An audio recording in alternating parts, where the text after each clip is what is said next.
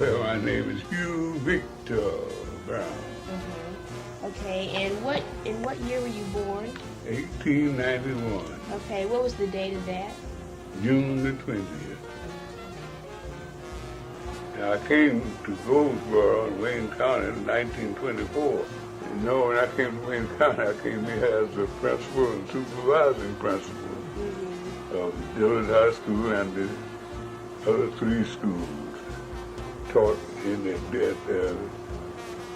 what they call Goldsboro High School, Yes, colored high school. But I got the board to change that to Dillard. That old building is standing now. And of course I had charge of the colored schools, East End, Greenleaf, and School Street. You were principal. I was principal, supervising Supervising principal. principal and principal. So you had a kind of a load on your All hands. kind of a superintendent's job in a way. Yeah. Now, did you enjoy that job? Oh yes, and my wife, I was supervisor. She was the elementary supervisor. Yes, I enjoyed it. Well, as I said, when I came here as supervising principal and principal of the colored high school, I saw that word on the front, colored, and right away it struck me that it shouldn't be colored, but it should be named for the man who had been the head of the school so long, Reverend Dillard. And I got the board to agree to call it Dillard High School.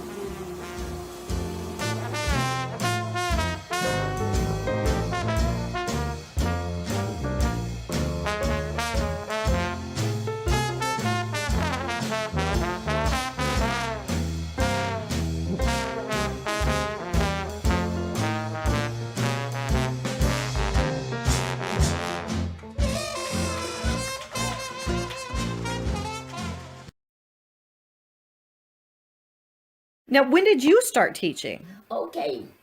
Now, you in Goldsboro. Yeah. You were a teacher before you came, Yeah. and then when you came, when did you start here? Okay. 63. Did you start right away? Yes. Right away. The same bishop. He was very prominent in Goldsboro, and his church was one of the largest black churches. Now, what was the church? St. Mark Church of Christ. Okay. So he took me out there, and school had already started, Okay. and introduced me to the principal. He was very authoritative. He said, "Mr. Woodton, this is the new doctor's wife. He's Yeah. got all of those financial aids and loans he's got to pay off, and she needs a job." So Mr. Wooten said, "Well, what is your major? Well, I'm going to see what I have." Yeah. So I said biology and chemistry. He said all of those positions are already filled. We don't need a science We teacher. don't need a science teacher. Oh no. So he said my social studies teacher is military connected, and they are moving. I said immediately, I can teach it.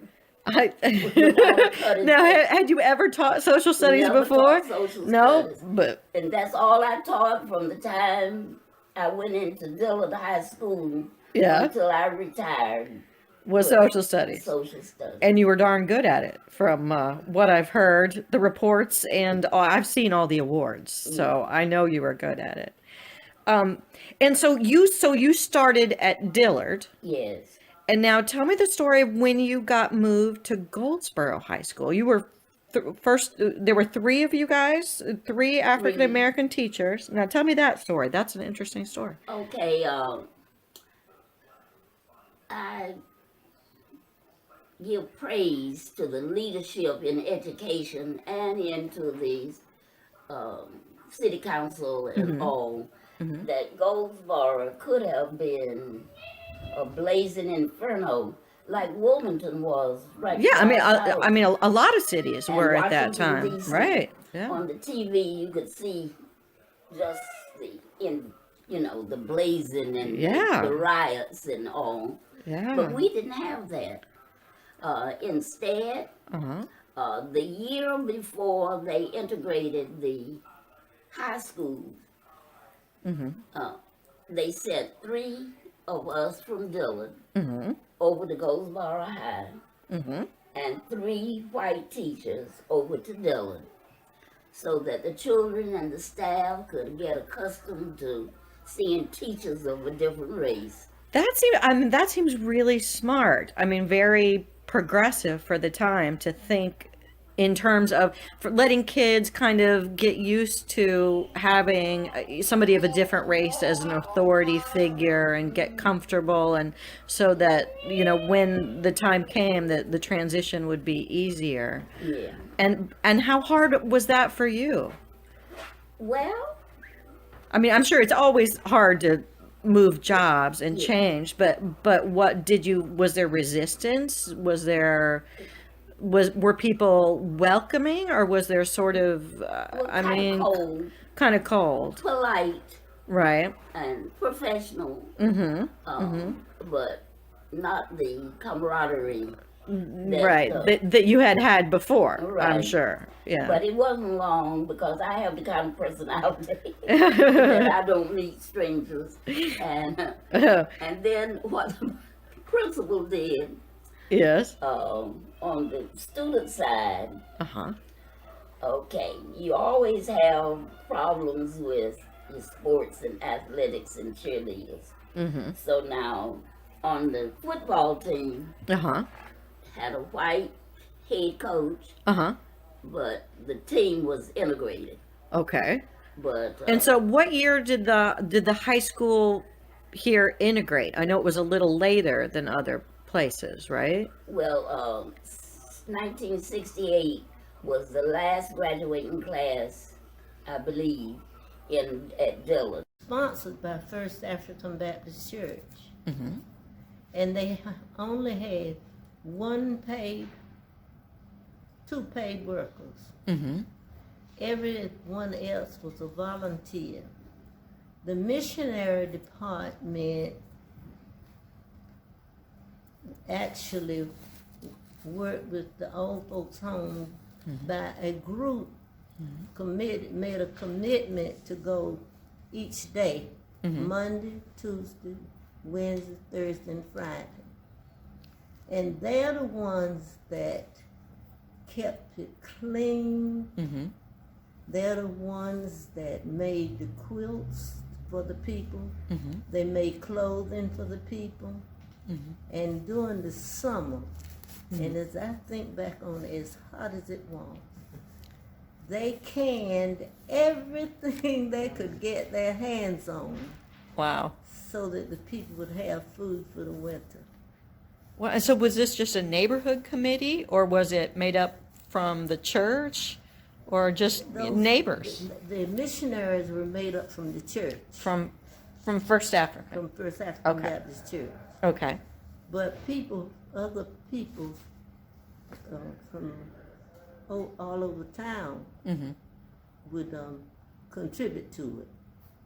But basically, First African was the one that made sure everything needed was there.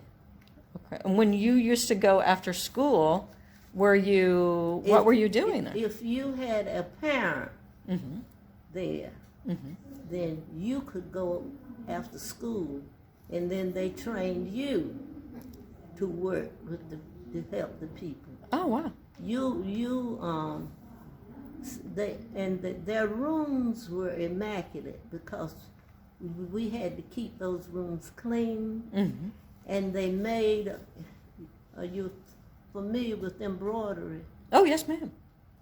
Where they embroidered the pieces that went in the rooms.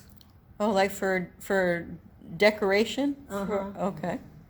You had embroidery, crochet, knitting, tatting. Boy, nobody tats anymore.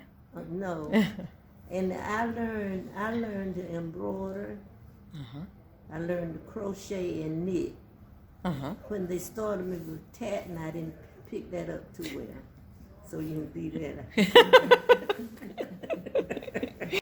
If you didn't have any place to stay, now, because I don't know how they, being a child, I don't know how they registered them or anything. They, Okay, all or- I knew that they were there. And I know one lady now, I'm still in touch with her, Yeah. who lived in the old folks' home with her mother. Wow. Mm-hmm. Wow. She's lives in Connecticut, Marie Lockhart. The community was involved in taking care of these residents of the old folks' home. The community. So the neighborhood, I know, was very tight, for Now, the lack of Little another word. Washington neighborhood, I can tell you about that. Okay, great. Everyone in Little Washington, what I would say was united. Mm-hmm. Because, for instance, if your mother asks you not to do something, for instance, Mama would say, if you see someone coming together and look like they're going to have some kind of argument, you get on the other side of the street. That's good advice. And if you went someplace that your mother has asked you not to go, before you got home, she knew it. Because the neighbors were also parenting you, The neighbors watched you. so you couldn't get away with anything. No, your mama knew it before you got. Now, everybody didn't always have a telephone, Uh-huh. and how they got there so fast, I don't know. But for instance, with us, we had a street that we had to stay on. Mm-hmm. I could not be talking to my friend and go around the corner and come back to that street. No. Because you'd be out of eyesight Uh-huh. of your mom. And Mama wouldn't, because sometimes she'd meet you. Mm-hmm. As you were coming around the corner? She'd meet you coming from school. Oh, okay. Sometimes she'd just meet you. And so you didn't know when she was going to meet you, so you weren't going to go around the corner. Because you might get back. caught. That would be a consequence. Now, was it common in the neighborhood? Were there places, that they would say avoid that? I know, there were some nightclubs and things like that. You had to avoid James Street. Okay, as a kid. As a kid, you could not go on James Street at any time. Because there was too much trouble to get into? Even if you, well, see, that's one thing. They didn't explain to us why they didn't want us to go on James Street. Mm-hmm. Because at one time I slipped on James Street and looked around, and I didn't see anything. And I wanted to know why I can't go on James Street, because I don't see anything. See, it was in the daytime. Yeah. So it didn't look like a source of trouble or anything. And I was in high school when I found out why Mama didn't want you to go on James Street. And why was that? Well, I think they had a lot of going on up there on James Street at night. Yeah, I know there were, some nightclubs, No. like the Peacock Lounge. Or no, that was on Center Street. That wasn't on They James Street. had things going on that they didn't want children involved in. Oh, okay. And so, but they didn't explain that to you. It was just for forbidden fruit.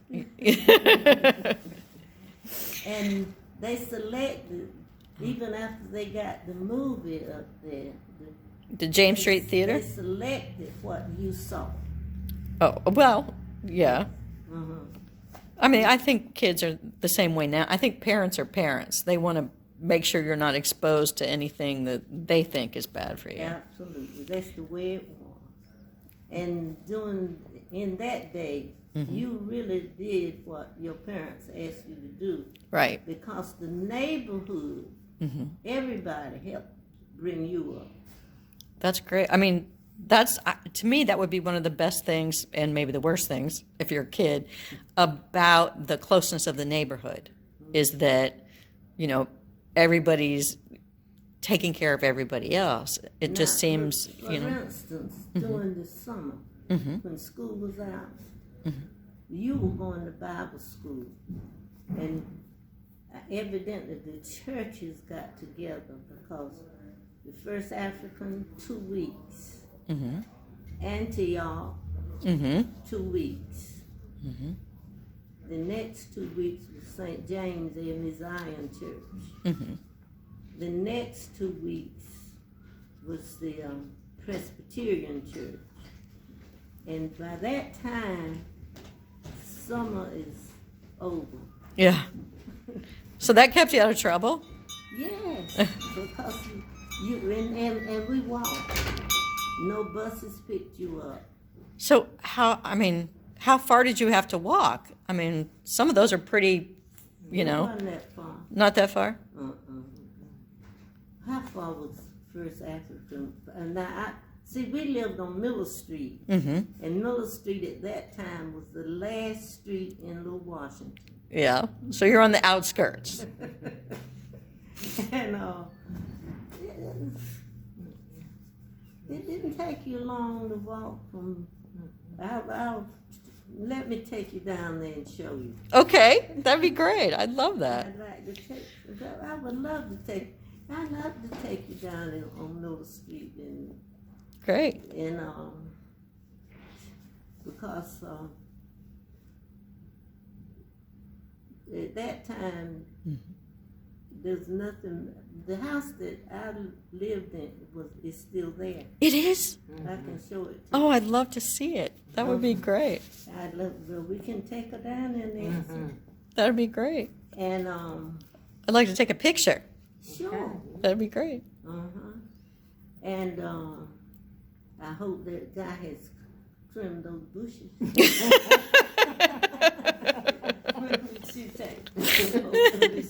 If you're gonna take a picture, I'll have someone go trim those bushes before you take a picture. Okay. Because what I'm in the process now of selling, but that's a whole new story. Okay. And that would only apply to my family. Yeah. But what I'm saying is, That wasn't that far a it walk. wasn't that far to walk. And if there was if you, like I said, if I went on somebody's porch on the way home, Mama would know it. So it was just a word of mouth? Was there like a gossip train or? More word of, but Yeah. you came straight home Yeah. from school, definitely. So this was, how old were you then? Well, you start when you're 6 years old, Mm-hmm.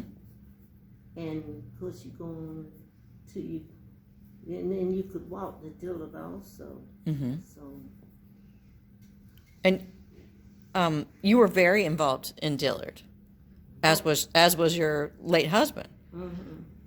well, now see, I graduated from Dillard. Mm-hmm. I graduated in 1941. 1941. So that's Wow. You hadn't even been thought of. Yeah, I think it was before a few years before my mom was actually born. So And, Yeah. Now, parents, men went to PTA also back then yeah. when we were growing up. Men went to PTA because my daddy went to PTA. So yeah, parents were probably more involved. The parents Then- were very then now. involved in the school system. Mm-hmm. Very involved. Because my dad, that's just something he did. Once a month, he visited each of our classrooms. Really? Hmm. Just to make sure everything was going and smoothly? They listen to the teacher. Uh-huh. So whatever you said must be right with what the teacher said. Because, well, with us, because now this was just my household, we had study hour every evening. I think you've told me about that. Yeah. But now I'm not sure that everybody did that. But we did. We study hour. And if you told Daddy, well, the teacher didn't give me any homework, he'd say, find some. I know your family was very education oriented, that they put a real emphasis on education. And how many brothers and sisters did you have? I had one brother Uh-huh. and, 9? They had 10 girls and 1 boy. They had 11, my family, they had 11 children. And all of those children all had a good education.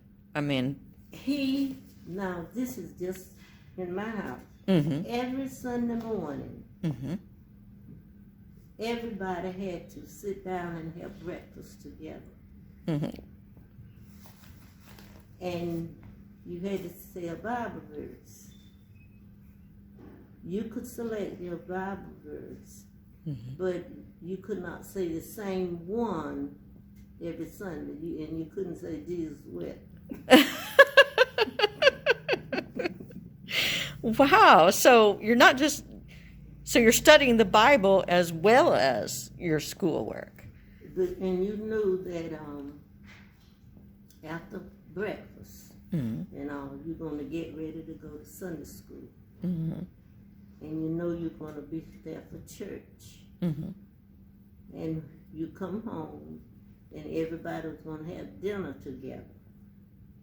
That was just my household. And after dinner, then the kids, everything cleaned up. You went up into what called the living room. And there you must make a presentation of something you learned in school Wow. that week. You could select what you wanted to say, or a poem. With me, I recite a poem, and then you could go outside and play.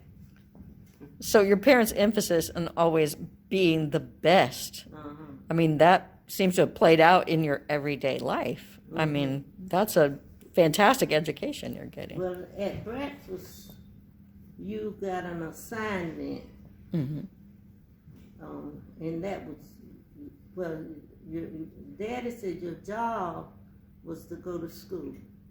Yeah. That was the job. And he would watch your report card. Yeah. Back then, and if you had a tardy on your report card, there would be a consequence. Wow. Because he said you had gone to your job late. Wow. I mean, that's a great way to think about it, you know? Because he said your job was to go to school. And you don't go to your job late. Wow. So has that advice, like, is that something that has really stuck with you?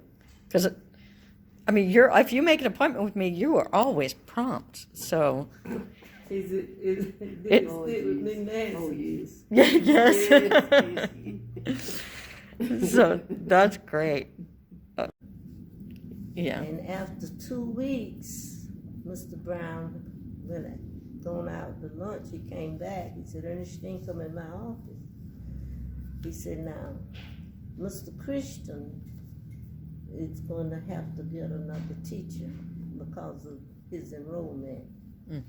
Now, you can stay in this veterans program because it pays more. Yeah. Or you can go take that job As a teacher. as a teacher. But now he said, I don't know how long I'm going to have the veterans program. But you know, we're gonna keep the teachers program, but you decide which one you want to do.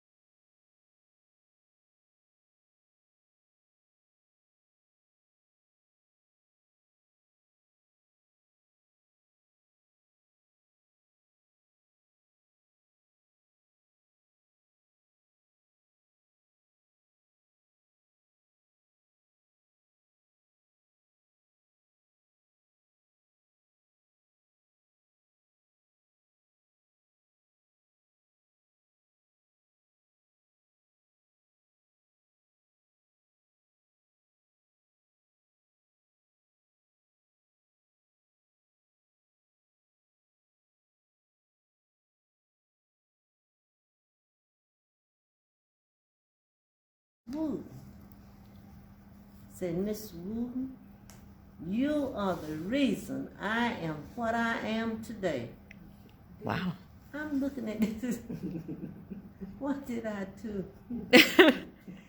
He said to me, when I went to the first grade, I had never been to kindergarten. And the other children in there had been to kindergarten. She said, but you took me and came to my desk and you put my name up there and you would come and work with me when the other children were doing work and brought me up. Wow. And I said, well, I'm happy that I did. Yeah, I mean, you must have been, had a huge impact on a lot of people's lives being, Well, a teacher. I run into so many now, and they tell me how I work with them. Now- And I'm so glad, but that's the way I was taught. Yeah. But I love children. I still love children. And I did everything I could for them to keep them happy Yeah. and keep them moving on. Now, how many years were you a teacher? How many years did I, Lord, stay in the classroom. I'm gonna have to figure that out because my last 14 years I worked through the state of North Carolina. Yeah. I have to figure that one out. So a lot of years then. I mean, I'm not giving away your age, but I'm 96. You know I would what? be proud of that if I were I 96. don't mind telling my age. I'm 96 years old. Wow, I can't believe it. You still are so young and vibrant, and your memory is so good.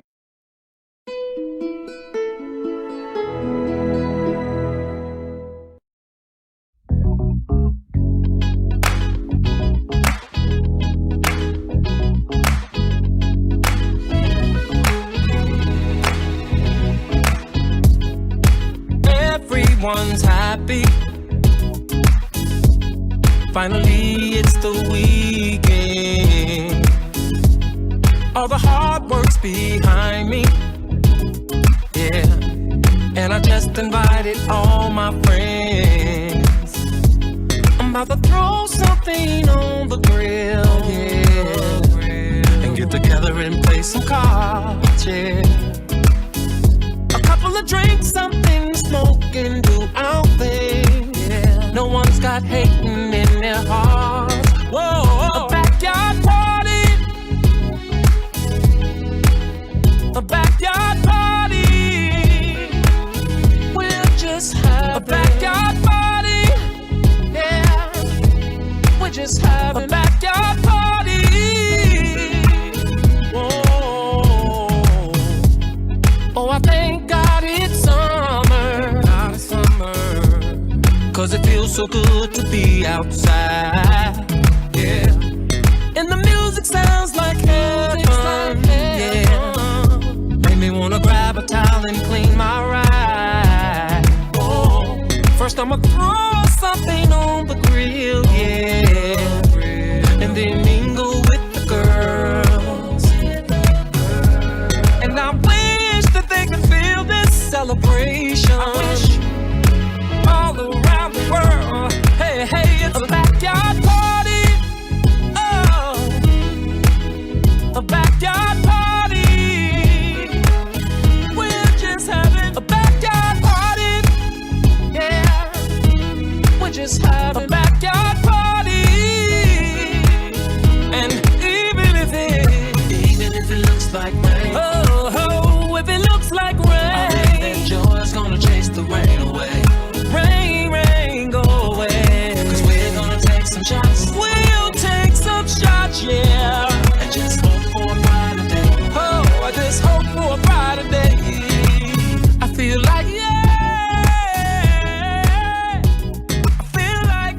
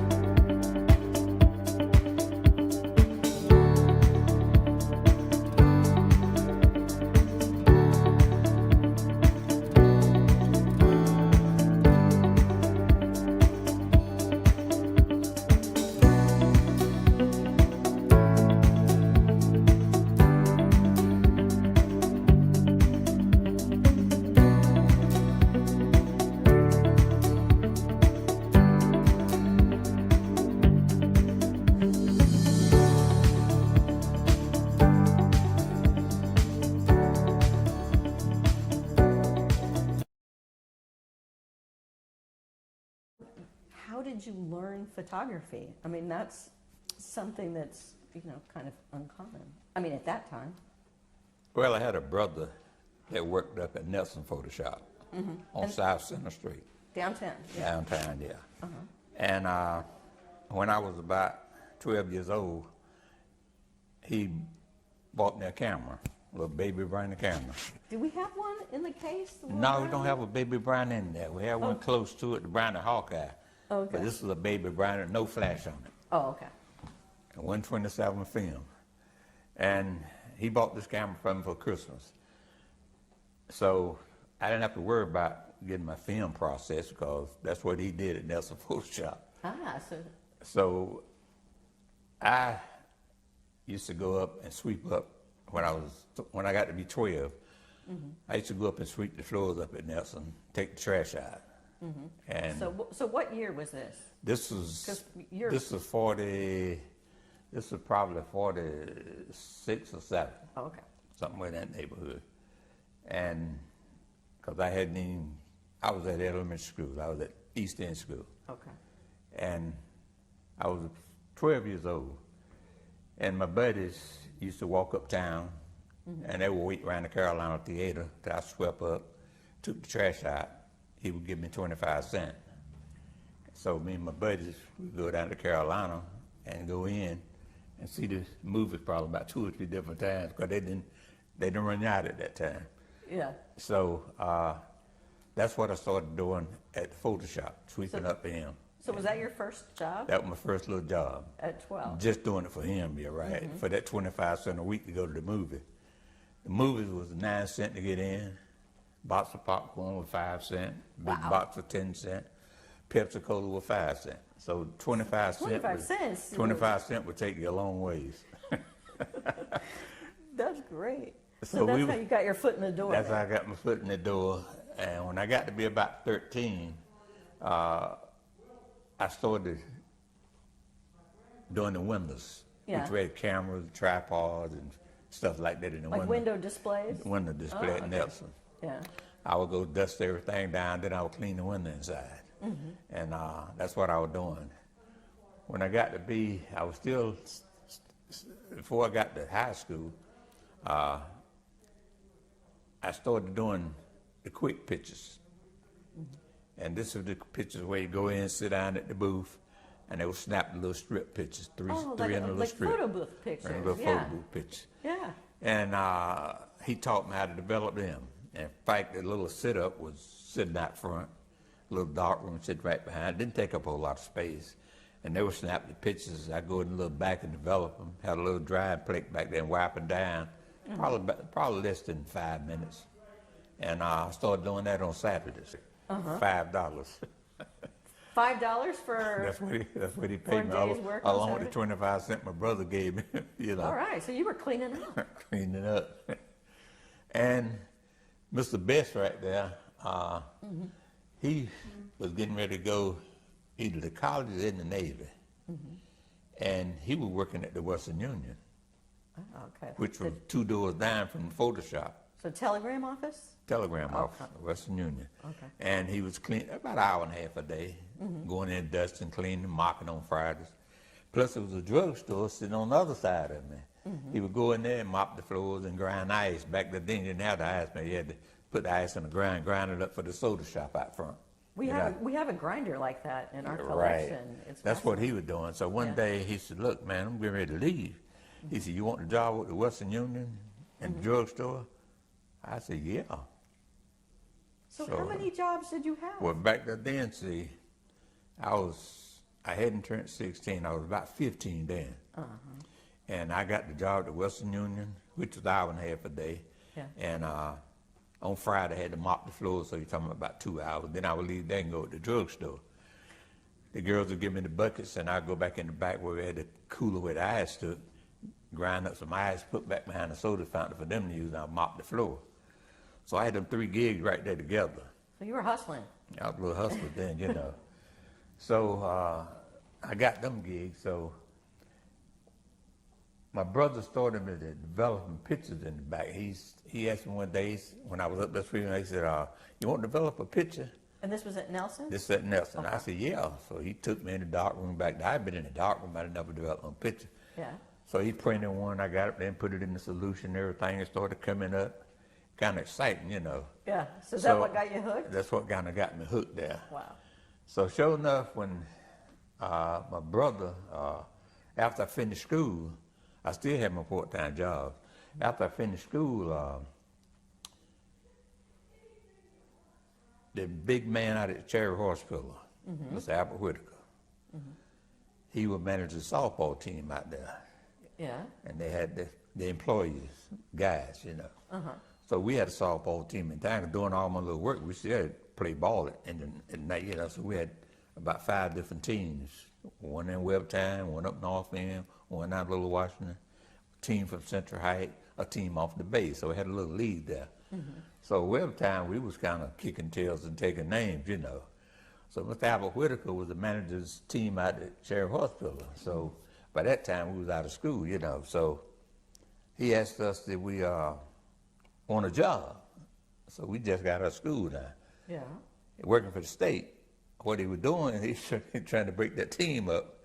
And he figured that we just got out of high school, so we needed jobs. So, yeah, he hired probably about 5 or 6 of us. Went to work at Cherry Hospital. Wow. Right after we got out of school. So was that full time or was it? Full time now. Wow. I'm talking about full time now, you know. So we went on out to Cherry and everything, and we won the championship that year. In fact, there's a picture. I got a picture on my mount of the Cherry Hospital championship team, you know. So all of a sudden, my brother had to go Korea. So that left Mr. Nelson no doctoring technician. So he hired 2 ladies. I'm still working at the Cherry now, and still doing my part-time work and still working with him on Saturday. So the 2 ladies he had were messing up so much paper and stuff. He was running Mr. Nelson in the hole. Yeah. So yes, one day I was on a Saturday. I looked there, you know. He said, "Can you do that job in the dark room?" I said, "Yeah, I could do it." He said, "How much they paying you out to Cherry?" Yeah. Well, now we wasn't making, but I think $125 a month. A month? Or once a month, $125, bringing home about 90 something, you know. So when did you start your own photography studio? Well, I'm getting to that. now. Oh, sorry. So years went by. So all of a sudden, color come around. Color started coming around, and probably about the 60s or 70s. And the guys on base started, you know, they could get it cheaper, so they started using a lot of color. So, and color had begun to spring out there, and people were buying. See, your cameras usually the film. Yeah. But back then, in them days, most people buying the black and white because you couldn't hardly get color film. It was a little bit higher too. So our black and white business dropped off. And I said, well, we got to make a decision now. You gonna go with color and black and white, or you gonna stick with it? He didn't want to put all that money in doing a color lab. Plus we didn't have the room either, because a color lab would be different than a black and white lab. Your chemicals were different. Yeah. Your printers were different. Everything was different. So he said, look, he said, I'm going to have to cut your salary. He said, but you can go in the fire department and work, and them guys work every other day, and you could do my work part-time. So he said, I could get you on. So I said, he knew some of the firefighters. So back then, we work a day off, they work a day off a day.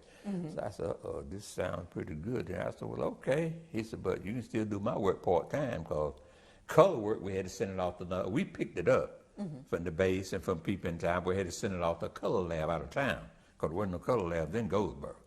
So we had to send it out of town. So so I got on the fire department. That was in 1968. In 1970, I said, it's time for me to open me up a business. I'm still working for Nelson part-time now. Still in the fire department. I said, it's time for me to, I want my own business. So I started looking around, and right across the street from where I'm at now, on that corner right there where that Muslim place is, there was a guy in there that did tile work. And he was an old man. And I was over there that day, and I was looking around. There was a grocery store right side of it. I said, that Now, building this right is there. at Slocum and And Elm Street, Okay. right. Not my building where I'm at now, across the street. Okay. That's a nice building there. I said, old man, I'm going in and talk to the old man. So I went in there and talked to the old man. He said, well, Mr. Powell owns this building, the whole building. You know, he said, I'm getting ready to retire. I said, well, yeah. He said, I'm getting. So he said, you can look around. So I looked around. This would be just right from here. Dark room, a portrait studio, and the front. So I said, look, I said, let me know when you're going to come out of here now. I said, do you have Mr. Powell's number? He said, yeah. I called Mr. Powell. Mr. Powell put the first diamond store, 5 and dime store over there. In fact, that building where I'm in now, he built that building, 5 and dime store. And so I called Mr. Powell. He said, yeah, Mr. Lawton. He said, I'll be glad to talk to you about the building. He said, he's getting ready to retire. I said, okay. I said, when you move out, I'd like to have that building. He said, all right. So the old man moved out in about another month, had all the stuff out there. So I called Mr. Powell up. He said, okay. I said, you don't mind me remodeling? He said, no, help yourself. I went in there, built my dark room in there, built all my tables. I built me a sitting room, a portrait studio room where I did all my portraits at. And I had my office up front. Then I had the front where it was, I used to sell records and jewelry, Records and cameras. photographs. Yeah. And I think it's interesting, and one of the things that fascinates me about Parker's is it was also different and I think it's incredible, that you guys served black and white folks in the same dining room. I think we were the first, you know. And that was during segregation. I mean, Yes, ma'am, it was. and so, They was my daughter, and that was Duke's mother, and it. yeah. She would run her little self and say, Mama, they want to know, can they come in and sit down and eat? I say, you invite them in and sit them down. Tell them they're welcome to come right on in, and they did. We enjoyed that part. So, and the story behind that, like, when did you guys decide that that would be, you know, I mean, because technically it was illegal. I mean, that was during segregation, that you just thought, you know, barbecue would bring people together, or, I mean, did you ever have any problems? No, we really didn't. Really? We really didn't. Just everybody loved the food, Everybody, they so, all came in and it worked out real well. so maybe they I learned. think, Yeah. I think it had a lot to do with us. Well, a lot of people have said that you were, you know, the loveliest people. And anytime we post anything about Parker's on social media, people just go nuts talking about how wonderful, Do you know, they? you Oh, and my Guy were. goodness. You're so loved here. Oh, praise the Lord, because we were doing it from our heart. We were glad to have them. And so the neighborhood, it sounds like that was Little Washington, where Yes, you were ma'am. located. Yes, ma'am, on the corner of Pine and George. And at one time, that was like a really happening neighborhood. I mean, there was a lot of stuff down there. Yeah, there was. I mean, there was, well, Holloway's was there. And then the Leitner Funeral Home. Yeah, it was right across the street. across from the rest- street? They were on one corner, we were across the street. And then also across the street was the old Le Carousel Yeah. restaurant. So that neighborhood was really, I mean, very vibrant, Little Washington. I mean, a lot of businesses, a lot of homes. And I mean, I can't imagine, because now there's not much down there, but how it was when there were so many businesses and people, and it was like a real neighborhood. I know I probably don't need to be calling his name because I think he married one of Wilbur Shirley's daughters, but Willis Underwood, he used to tell me, I feel like I'm at home when I come in here. Yeah. But at home atmosphere, and that's what we liked about it. Well, I think a lot of people felt that way. Yeah, I You think know, so too. that they felt like they were kind of part of your family, almost. That's the way when they talk about you guys, it's almost like they're talking about members of their family. That's good. So when did the neighborhood lose some of those businesses? I know it flooded in Little Washington a lot. When did the neighborhood kind of start to, you know, to go downhill or lose some of the businesses? Was it due to flooding or just Yeah, timing? it was a while, but They really did, but we didn't. We kept on going. Yeah. We stayed right there. Yeah, and it's funny, it felt like you were still there because the sign was still hanging out in front of the building. And so people would ask us when they came in to visit, they'd go, hey, how's that barbecue place down the street? And we go, what? And they go, yeah, that Guy Parker barbecue. And we go, oh, Lord, that place has been closed for decades. Now, I know it closed after Guy passed, right? That's right. And so there was in the 80s or Let's see. earlier. I forgot when it was. I've got it all, like I said, I've got it all written down in a book. Yeah. Home, but I forget a lot of it. But anyway, I tell you what, it was one of my grandsons, Duke's brother Gerald. He was one of them. He worked there. They were so excited about working at the restaurant in Tico. Yeah. They didn't ever want to let it go. Yeah. They did not want to see that place go. Well, and I interviewed your grandson, John, and he talked about the restaurant and, cooking and making hush puppies and all the good memories that he had of the place. Yes. Yeah. Yes, John is my son. Oh, your son, John. Yeah, your son. It's okay. He said he didn't realize how loved, I think, Guy was until he passed, and that at his funeral that it was a big deal, and that there was like a police guard or some kind of honor guard or something that led the funeral parade. It is. And he said he didn't realize his dad was famous. There was so until many then. cars. I mean, there was so many cars. Yeah. It was a big one. So I think that's a testament to how loved you guys were.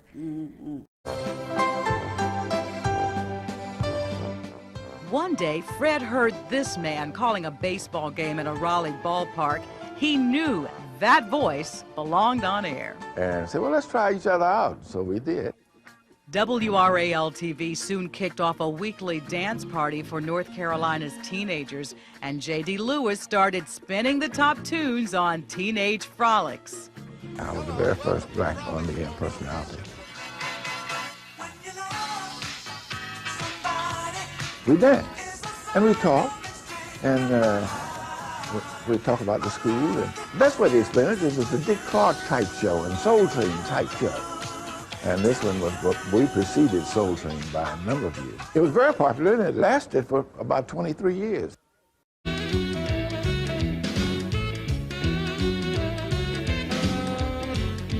J.D.'s personality made him the perfect host for Teenage Frolics starting in 1958. It was an American bandstand-style show specifically for the area's black teens, and they came from a 125-mile radius to be a part of the excitement. But Teenage Frolics went beyond the music and dance. J.D.'s community involvement came through, too. The program included interviews with community and civic leaders and taught teens to believe in themselves and reach for the stars. I would have them coming all over North Carolina. Busloads would just line up out there on a Saturday morning when they would come to dance and participate. So we used to really dance on that show, and we were able to show off a lot of black kids in a real positive way.